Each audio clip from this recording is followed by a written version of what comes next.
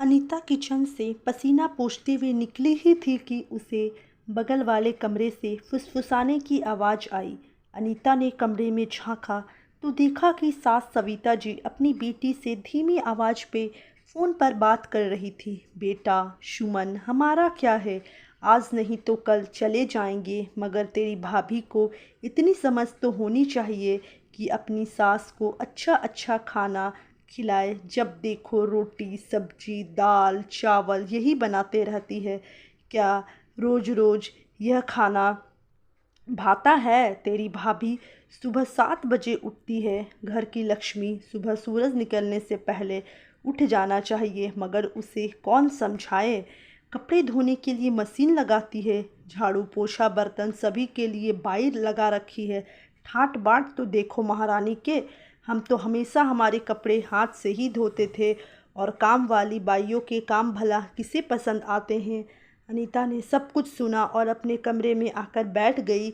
उसकी आंखों में आंसू थे। वह अतीत में खो गई, जब वह शादी करके इस घर में आई थी। सविता जी और सुमन ने उसे कभी बहू वाला मान सम्मान नहीं दिया और ना किसी को देने दिया। पति शरद भी हमेशा अनीता को ही सुनाते।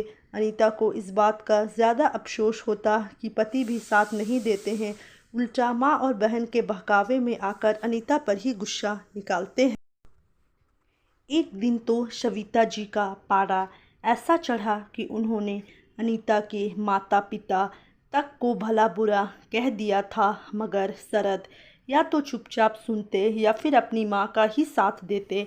अब तो अनीता को आदत हो गई थी ताने और उल्हाने की। ऐसा नहीं है कि अनीता को गुस्सा नहीं आता था, मगर पलटकर जवाब देना उसके संस्कारों में नहीं था। अनीता मन ही मन कुढ़ती, मायके में भी नहीं बता सकती थी। उसके माता पिता की भी उम्र हो चली थी, इसलिए वह उन्हें कोई टेंशन नहीं देना चाहती थी। पति शरद का तबादला दूसरे शहर में हो गया, जिस वजह से दोनों वहां जाकर बस गए। दूसरे शहर आकर 6 महीने ही हुए थे कि सासू माँ सविता को हार्ट अटैक आया और सविता जी का ऑपरेशन करवाकर सास और ससुर जी को शरद यहीं ले आए। बेटी सुमन की शादी हो गई थी, तो अब सविता जी फ़ोन पर बेटी को सारी राम कहानी सुनाती थी।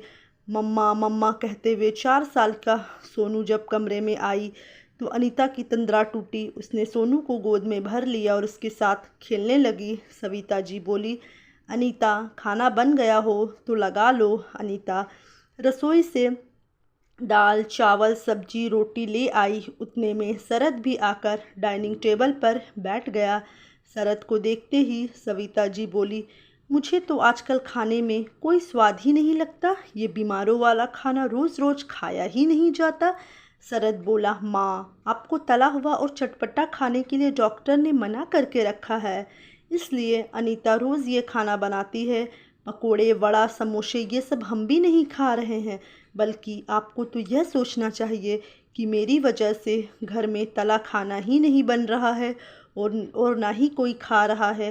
पिछले साल आपकी बाईपास सर्जरी हो चुकी है। आपके हार्ट की समस्या की वजह से घर में तेल घी का इस्तेमाल काफ़ी कम हो गया है, हम भी नहीं खाते हैं। सविता जी बेटे का जवाब सुनकर चुप बैठ गई। दूसरे दिन जब अनीता कपड़े धोने के लिए मशीन लगा रही थी, सविता जी बोली, बहू ये रोज़ रोज़ मशीन लगाती हो, जानती हो बिल कितना आता है?